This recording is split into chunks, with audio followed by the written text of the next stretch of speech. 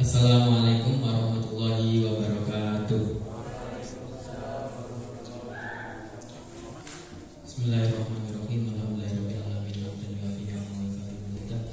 Wassalatu wassalamu ala asyrofil anbiya'i wal mursalin sayyidina Muhammad. Yang kami hormati pengasuh pondok pesantren Al-Wafa, Kiai Karam Masaki LCMA dan semua wakil-wakilnya. Yang saya hormati Ustadzah Pondok Pesantren Al-Wafa dan juga teman-teman saya seperjuangan yang saya banggakan. Pada kesempatan kali ini saya akan menyampaikan kultum yang bertema rasa cinta kepada ibadah.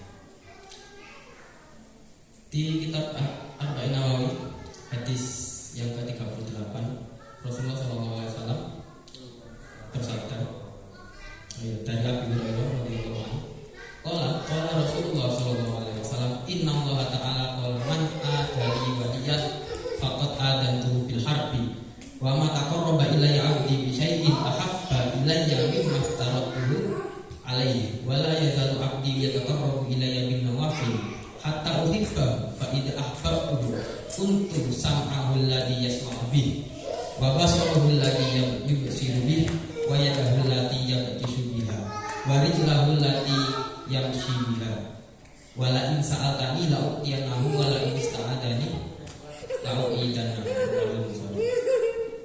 Hadis ini adalah sebuah hadis qudsi yang Masya Allah sekali, sangat dahsyat sekali apa yang Allah katakan.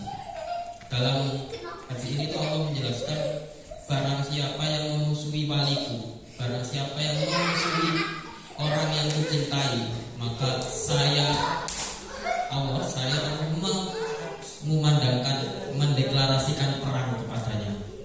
Waduh, gimana itu? Diajak perang sama Allah, udah pasti kalah tuh. Nah, Allah kemudian menjelaskan gimana prosesnya seseorang itu menjadi walinya. Wa taqarraba ilayya 'abdi bis syai'in ahabba ilayhi mimma aftaratuhu. Allah cerita, saya itu ketika ada seorang hamba, kemudian dia itu mendekatkan diri kepada saya, kepadaku, maka cara yang paling kusukai adalah dengan melaksanakan perkara yang wajib. Berarti kita sholat 5 waktu dan lain-lain. Nah, itu cara paling disukai Allah untuk mendekatkan diri kepadanya. Namun Allah melanjutkan, ada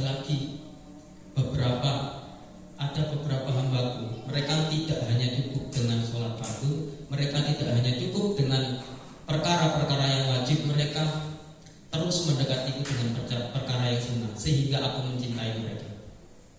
Nah, ini kemudian faida ahbabtuhu kuntu sam'ahul ladzi yasma'u bihi. Ketika aku mencintai seorang hamba, maka aku menjadi pendengarannya.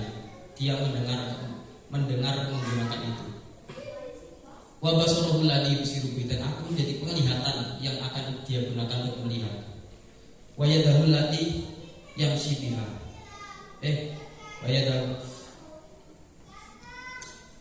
Wa yadahu allati yabtishu biha, dan menggunakan, dan Allah akan menjadi tangan bagi orang yang dicintainya itu, yang ia gunakan. Wa rijlahu allati yamshi biha, dan Allah akan menjadi kaki yang digunakan oleh ia untuk berjalan. Batu kambangannya, segala sesuatu yang dia lakukan itu sudah dilindungi oleh Allah. Wala in sa'altani la utiyanahu, barang siapa yang meminta padaku, ya maksudnya barang siapa waliku itu meminta kepadaku, maka la utiyanahu, maka akan saya beri, maka akan kuberi. Dan ini Allah pakai nun taukid di sini, berarti benar-benar dipastikan la utiyanahu, pasti kuberi. Wala in ista'adani, kalau dia meminta perlindungan padaku, la uidanahu, maka pasti pelindungi. Sangat pasti, ini pakai nun taukid. Nah, itu kan sesuatu yang didapatkan hamba ketika dia dicintai oleh Allah, ketika dia mencintai Allah. Nah, sekarang timbul pertanyaan lagi, Cinta itu apa? Cinta itu apa? Kalau didefinisikan terlalu luas, jadi kasih contoh-contohnya aja. Kasih apa? Sifat-sifatnya. Kalau saya pernah dengar itu ada yang bilang gini, orang yang mencintai itu hanya orang kuat yang akan mencintai. Karena orang yang mencintai itu, karena orang yang mencintai pasti dia akan terluka. Nah itu semua itu contoh kata-kata yang sesat. Karena kita ketika kita cinta pada sesuatu, ketika cinta itu ada, maka nggak ada yang namanya berkorban. Ketika cinta itu ada, maka nggak ada namanya rasa sakit. Cinta itu menghilangkan semua itu.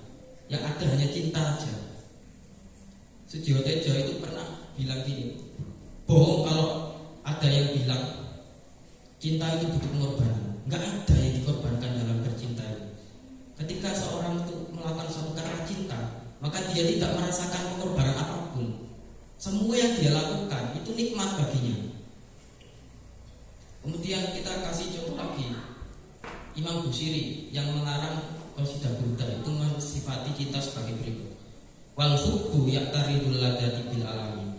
Dan cinta itu mencampur adukan perkara yang ladat, sesuatu yang nikmat, bil alami dengan perkara yang menyakitkan. Yang enak sama yang enggak enak itu kalau udah dilakuin karena cinta, itu udah hilang itu. Yang ada cuma cintanya doang. Sekarang saya kasih contoh. Ketika bagian tubuh kita, misalnya tangan ini gatal, akhirnya kita garuk, enak nggak rasanya? Gatal terus garuk, enak kan? Tapi coba kalian garuk bagian tubuh kalian yang nggak gatal, sakit kan? Garuk itu hal yang sakit aslinya. Tapi otak kita memerintahkan itu, menghilangin rasa gatal dulu, karena enak kan? Ketika enak ketemu nggak enak, yang menang itu siapa? Enak ya. Kalian makan mie gacoan level 8 tulus banget. Kalian makan ya, kalian kepedesan. Sakit enggak? Sakit. Tapi diterusin enggak? Diterusin. Sesuatu yang enak kalau dicampur sama yang enggak enak, itu pasti menang yang enak. Yang baik kalau ketemu yang buruk, yang menang yang baik. Nah, kemudian ada lagi yang mensifati cinta itu seorang yang namanya Siddhartha Gautama, atau kita kenal dengan Buddha. Buddha itu bilang gini, cinta sama suka itu harus dibedakan. Suka itu ibarat kamu suka dengan bunga, kamu akan memetik bunga itu dan akan menunjukkan bunga itu kepada semua orang. Tapi kalau kau cinta pada bunga tersebut, kau akan menyiraminya, kau akan merawatnya. Itu loh, cinta itu kalau kata Fakhruddin Faiz, seorang guru besar filsafat dari UGM, itu beliau bilang gini, cinta itu adalah tingkat kebaikan tertinggi. Ketika kita melakukan suatu kebaikan atas dasar cinta, maka nggak ada yang lebih tinggi lagi. Itu yang paling baik. Itu loh cinta itu. Jadi ya cinta kalau didefinisikan nggak cukup karena saking luasnya. Cuma itu tadi sifat-sifatnya gitu. Cinta itu adalah puncak kebaikan. Cinta tidak menuntut apapun. Cinta tidak merasakan sakit, tidak merasakan apapun. Yang ada hanya cinta itu aja. Oke, sekarang kita tahu apa itu cinta. Lanjut, terus gimana caranya kita cinta ibadah? Gimana coba caranya? Ibadah sendiri itu adalah bentuk kecintaan Allah kepada hamba-Nya. Ketika kita beribadah, siapa yang butuh? Kita apa Allah? Kita yang butuh. Ibadah itu obat bagi kita, bagi jiwa kita, bahkan bagi tubuh fisik kita. Itu obat. Puasa, sholat, semuanya itu ada kebaikan fisiknya. Secara sains sudah dibuktikan. Ketika Kanjeng Nabi kehilangan dua orang yang paling beliau cintai, yaitu Siti Khadijah dan Abu Thalib. Apa yang Allah turunkan? Apa yang Allah turunkan untuk menghibur Kanjeng Nabi? Apakah Kanjeng Nabi dikasih istri baru? Enggak. Dikasih apa? Diperintah untuk sholat. Ibadah itu adalah bentuk cinta Tuhan kepada kita. Ibadah, Allah memerintahkan kita ibadah itu karena Allah cinta kepada kita. Kita itu butuh akan ibadah. Nah, mestinya kita udah bisa mengkoneksikan nih. Kalau ibadah sendiri adalah bentuk cinta Tuhan kepada kita, terus cara cinta kita ibadah gimana ya? Sambungin aja. Cinta bertemu cinta, udah jadi. Gak usah bingung lagi. Terus kalau kita melakukan sesuatu karena cinta, berarti kita udah ikhlas. Ikhlas yang tingkatan tertinggi. Tingkatan tertinggi ikhlas sebuah amal itu adalah melakukan sesuatu karena Allah, nggak mengharapkan apapun, nggak ngarep dunia, nggak ngarep akhirat, nggak ngarep surga, nggak ngarep neraka, pokoknya demi Allah. Nah, itulah cinta sejati itu seperti itu. Cinta itu nggak butuh pengorbanan, apalagi pengen dibales, itu nggak ada. Cinta itu hal yang murni, hal yang sangat hebat, tingkat kebaikan tertinggi. Nah, ya itu ya yang bisa saya sampaikan. Terus sedikit pesan lagi dari saya. Kalau kita perhatikan bersama-sama ya, di awal-awal Ramadan itu soft terawih itu hampir penuh, tiga lebih. Sekarang satu aja enggak. Ini yang ingin saya sampaikan.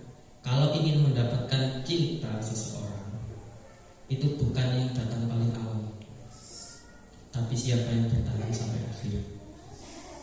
Betul nggak? Betul. Semoga kita semua yang di sini yang bertahan sampai akhir ini mendapatkan cintanya Allah SWT. Ya, itu yang dapat saya sampaikan. Kurang lebihnya mohon maaf.